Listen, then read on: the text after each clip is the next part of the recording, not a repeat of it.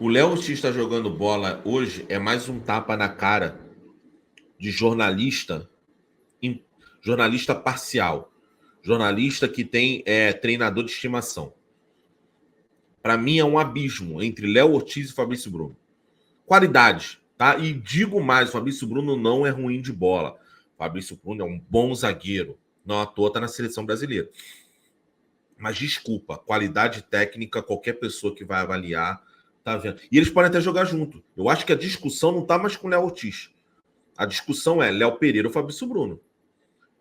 Só que a discussão com o Léo Pereira e Fabrício Bruno, ela também envolve o Léo Ortiz, porque o Léo Ortiz teria que mudar de lado. E aí, o Léo Ortiz consegue render bem? Qual é o lado que o Léo Ortiz consegue render melhor? É isso. Mas, para mim, é um absurdo o Léo Ortiz não ter sido titular na gestão Tite. Em 2019, o Flamengo contratou todos aqueles jogadores. É um debate de qual foi a melhor contratação. Alguns vão dizer que é o Gabigol porque decidiu e foi o artilheiro do time.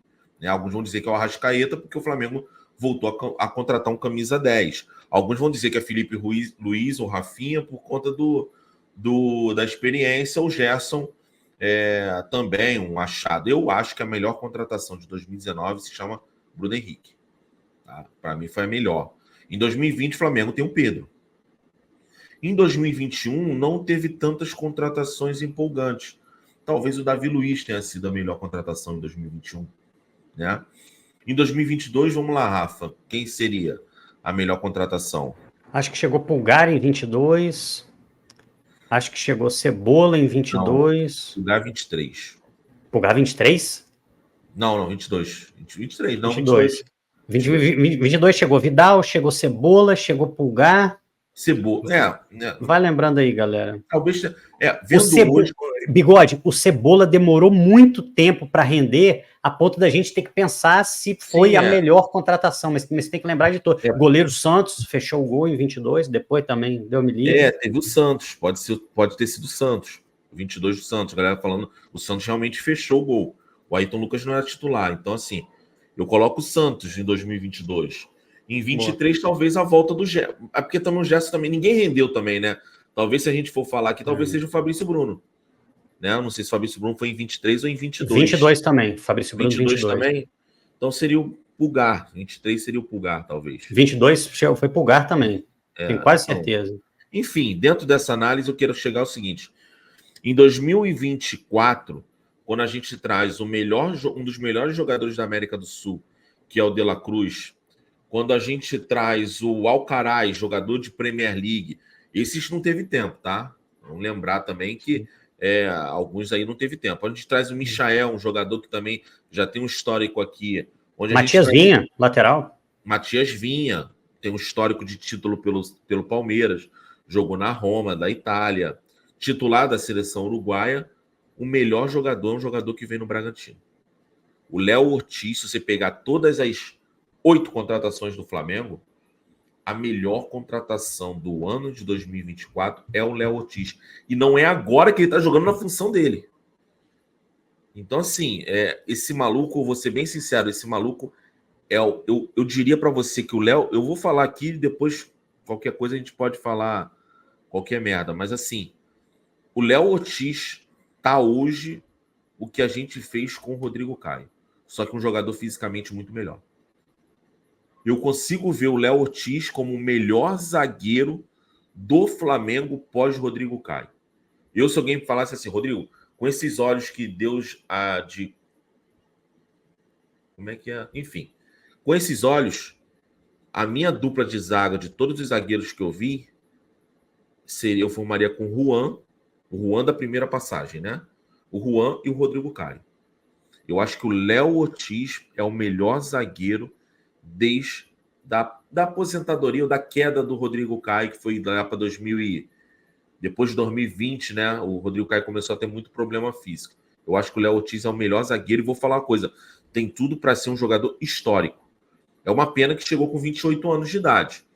Né? Daqui a 2 anos, mas ainda tem caldo para queimar, se não tiver lesão, dá para jogar aí mais uns 5, 6 anos tranquilo. Eu acho que o Léo Ortiz é um grande achado de a gente... Hoje, montar o time, a gente tem um Léo Ortiz. Sabe qual é, Rafa? A gente, por mais que a galera persiga qualquer coisa, tem gente que fala assim, o Arrascaeta não aguenta.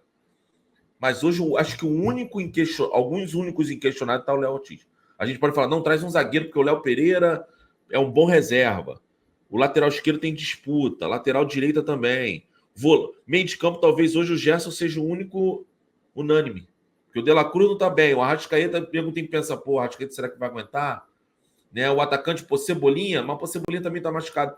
Eu acho que o Gerson e o Léo Ortiz são os únicos jogadores inquestionáveis dentro de uma estrutura de Flamengo. Isso é fruto do que o cara tá fazendo. Cá entre nós, o cara teve oportunidade numa função que não é dele. Eu falava isso aqui, ele tá jogando bem, mas a estrutura física dele tá preparado para ser zagueiro. A estrutura física. Já jogou pés, Rafa? Hã? O Inning Eleven, só que eu tô sem som. Mas eu entendi que você falou. Caraca, você faz. Você é tipo aqueles caras que fazem leitura labial no. Não, minha mãe faz Libra. Aí, às vezes, para eu estudar junto com ela, aí eu faço a leitura labial, entendeu? Ó, bigode aí também é cultura. Mas Rafa, lá quando você bota um jogador fora de posição, o que ele faz? A estamina, né? Falar a energia dele ali, ela tende a correr mais rápido, entendeu? De se desgastar mais rápido. Por quê? A estrutura física de um centroavante não é de um ponta. A estrutura física de um zagueiro não é de um meio de campo. Entendeu? O cara tem que se readaptar novamente. Eu acho que o Léo Ortiz conseguiu fazer isso, tá ligado? Cara, e eu acho interessante também, e até para valorizar esse jogador, né? Muitas vezes a gente tem algum jogador jogando mal e aparece alguém falando, não, mas ele tá jogando fora de posição, ou ele não tá tendo todas as chances que ele deveria, ou o esquema não favorece. Léo Ortiz só entrou na podre desde que ele chegou no Flamengo. O Léo Ortiz foi ter chance como zagueiro, jogou, né? Acho que jogou até contra o Bragantino, fez um gol no escanteio, mas aí ele foi ter chance lá em La Paz.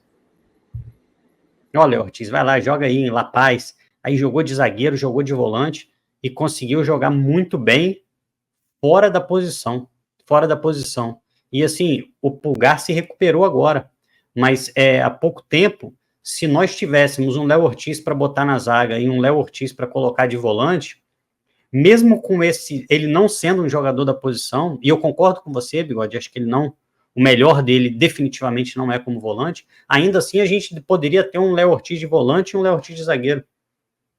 E o time funcionaria bem, porque o Pulgar foi começar a jogar agora.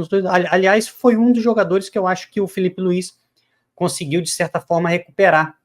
Foi o Pulgar. O Pulgar acho que voltou a jogar bem. Até reparei aqui nesse scout, né?